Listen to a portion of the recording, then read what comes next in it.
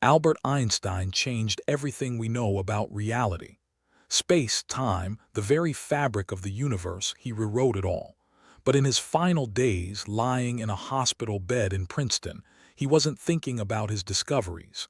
He was haunted. There was something he could never take back. A single letter, one signature, and it led to the deaths of over 200,000 people. Einstein spent his last years trying to undo what he had helped create. Guilt, regret, redemption. But some mistakes cannot be erased. What did the greatest mind of the 20th century regret most? And what can his anguish teach us about the weight of our own choices? The fateful letter. August 2nd, 1939. Einstein sat at a desk on Long Island, staring at a document that would change history. The letter was addressed to President Franklin D. Roosevelt. It warned that Nazi Germany might be developing an atomic bomb and urged America to begin its own nuclear research. Einstein didn't write the letter. Physicist Leo Szilard did, but Einstein signed it. His signature carried weight that no other scientists could. Had I known that the Germans would not succeed in producing an atomic bomb, I would have never lifted a finger. That single signature set in motion the Manhattan Project. It led directly to Hiroshima and Nagasaki. Einstein never forgave himself. He called signing that letter the greatest mistake of his life. One stroke of a pen, 200,000 dead. The burden of that knowledge crushed him until his final breath. But this was only the beginning of his torment. Hiroshima's shadow. When Einstein heard about Hiroshima, he was at his summer cottage in Saranac Lake. A reporter called with the news. Einstein's response was a single word. Wait away. It's a German expression of deep sorrow, like a painful sigh from the soul. He immediately understood what had happened. The theoretical physics he had pioneered, E equals mc squared, had been weaponized. The equation that explained the relationship between mass and energy now meant something else entirely. It meant mushroom clouds. It meant shadows of human beings burned into concrete. The genie was out of the bottle, and it could never be put back. Einstein watched newsreels of the devastation. He saw the photographs. Children with their skin melted off. An entire city reduced to ash in seconds. Science weaponized forever. He had spent his life believing that knowledge was inherently good. Now he wasn't so sure. And what came next made everything worse. The pacifist's paradox. Here's what most people don't understand about Einstein. He was a lifelong pacifist. During World War I, while other German intellectuals signed manifestos supporting the war, Einstein refused. He believed that nationalism was a disease of humanity. Nationalism is an infantile disease. It is the measles of mankind. He had fled Nazi Germany in 1933, watching his books burned in the streets. The Nazis put a bounty on his head. He knew better than anyone what fascism could do. So when faced with the possibility that Hitler might get the bomb first, Einstein made a choice that violated everything he believed in. He chose the lesser evil, hoping it would prevent the greater one. But evil is still evil, and Einstein spent the rest of his life wrestling with that paradox. Can a pacifist ever justify contributing to a weapon of mass destruction, even to stop a greater monster? Einstein never found peace with his answer. But his internal conflict reveals something deeper about human nature. The Cold War horror. After Hiroshima, Einstein thought the horror would end. Instead, it multiplied. The Soviet Union developed its own atomic bomb in 1949. Then came the hydrogen bomb, 1,000 times more powerful. Suddenly, humanity had the ability to destroy itself completely, not once but many times over and over again. Einstein watched in despair as the arms race accelerated. The very technology his work had enabled was now threatening to end human civilization. He became one of the most vocal critics of nuclear weapons. He gave speeches. He wrote articles. He pleaded with world leaders. Stop this madness, but no one listened. The weapons kept multiplying. By the time Einstein died in 1955, there were already enough nuclear warheads to kill every person on Earth. I do not know with what weapons World War III will be fought, But World War Roman IV will be fought with sticks and stones. His warning still echoes today. And yet his deepest regrets went beyond politics. MILEVA'S ghost. The bomb wasn't Einstein's only source of guilt. There was Mileva. Mileva Merrick was Einstein's first wife. She was also a physicist, one of the few women in Europe to study physics at that time. They met at university. They fell in love. They had ideas together. Some historians believe she contributed to his early breakthroughs. But Einstein's fame destroyed their marriage. He became obsessed with his work. He had affairs. He treated Mileva with increasing coldness. In 1914, he gave her a list of conditions if she wanted to stay married. She had to serve him 3 meals a day. She had to stop talking to him if he requested it. She had to expect no intimacy. Cruelty. Mileva eventually left. She raised their 2 sons largely alone. Einstein gave her his Nobel Prize money in the divorce, perhaps out of guilt, perhaps out of acknowledgement for her contributions. He rarely spoke of her in his later years, but those who knew him said her name haunted him. And there was someone else he failed even more profoundly. The forgotten son. Edward Einstein was Albert's younger son. As a child, he showed remarkable intelligence. He wanted to become a psychiatrist. He played piano beautifully. Albert adored him.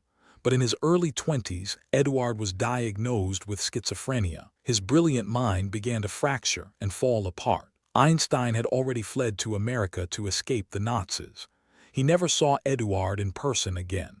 Not once. For over 20 years, Einstein was on one continent while his mentally ill son languished in Swiss psychiatric institutions on another. Distance, guilt, failure. Einstein wrote letters. He sent money. But he never went back. Some say he couldn't bear to see what had become of his son. Others say he simply prioritized his work over his family. The tragedy of my life is that I cannot go back. Not to save my son. Not to fix what I have broken. Edward died in 1965, 10 years after his father. He was buried in an unmarked grave. Einstein the genius was celebrated everywhere he went. Einstein the father was a ghost who abandoned his own child. But perhaps his greatest failure was something more fundamental, the unified theory. For the last 30 years of his life, Einstein pursued a single obsession, the unified field theory.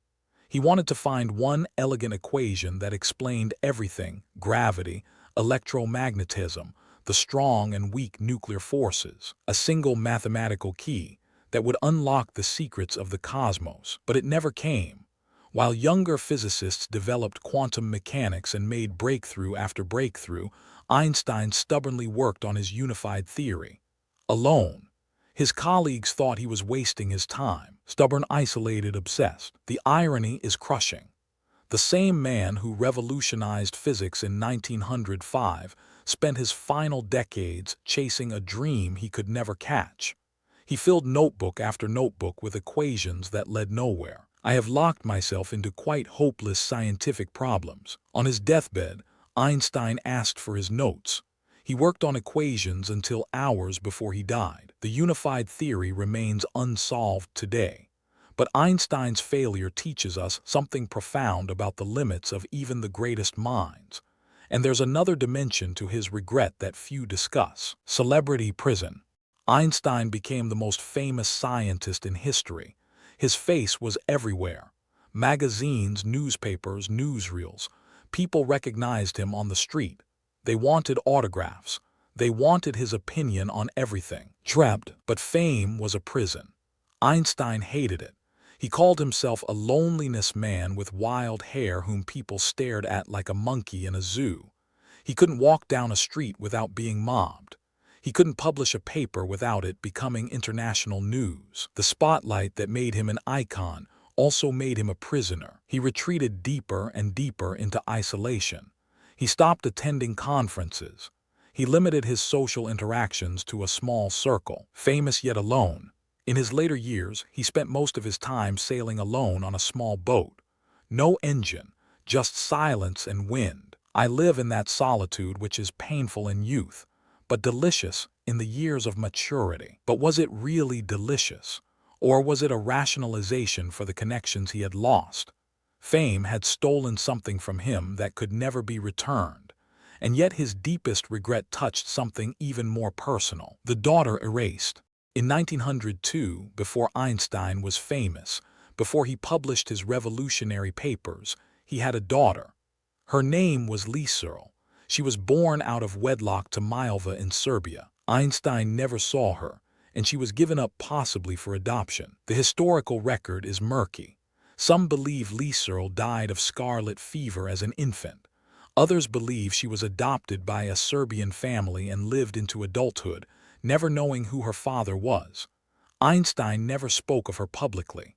Not once. Hidden, forgotten, erased. Letters between Einstein and Mileva mention Liesl briefly, and then she disappears from all correspondence.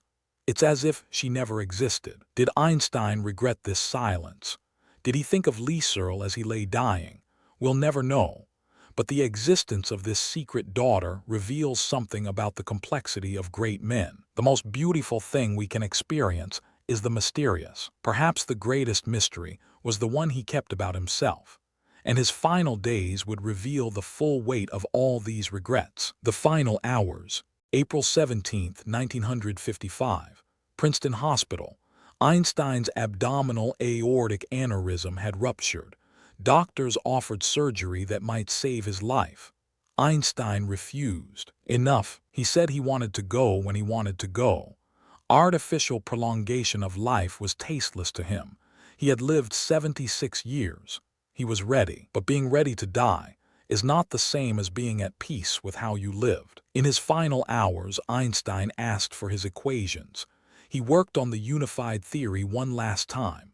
His nurse reported that he spoke his final words in German. She didn't understand them. They were lost forever. The last thoughts of the greatest mind vanished into silence. When Einstein died, the hospital pathologist removed his brain without permission. He believed it held secrets that science needed to understand. Genius stolen, dissected. Even in death, Einstein couldn't escape being treated as a specimen rather than a human being. His body was cremated. His ashes were scattered in an undisclosed location, just as he had requested. I have no special talents. I am only passionately curious. But that passionate curiosity came at a cost. A daughter erased. A son abandoned. 2 wives left behind. A world armed with the power to destroy itself. Albert Einstein showed us that even the greatest minds carry the heaviest burdens. His signature helped create the atomic bomb. His obsession cost him his family. His fame imprisoned him in loneliness. Genius, human, flawed. But perhaps that's the most important lesson of all. We worship Einstein as a god of intellect. We put his face on posters and his quotes on coffee mugs. We forget that he was a man who made terrible mistakes, a man who hurt the people closest to him, a man who spent his final years haunted by ghosts he could never exorcise. The weight of genius is not the knowledge but the responsibility. Einstein's regrets remind us that intelligence without wisdom is dangerous, that success without love is empty, that every choice we make sends ripples into the future that we cannot take back. A life spent making mistakes is not only more honorable, but more useful than a life spent doing nothing. Einstein made mistakes, enormous ones, but he also spent his final years trying to prevent nuclear war, trying to promote peace, trying in his own way to atone. The truth is never comfortable, but it is always worth knowing, and perhaps that's what Einstein would want us to take from his story. Not the glory of his achievements, but the humanity of his failures. Because in the end, we are all just people trying to do better than we did yesterday. If this made you think, hit like and subscribe.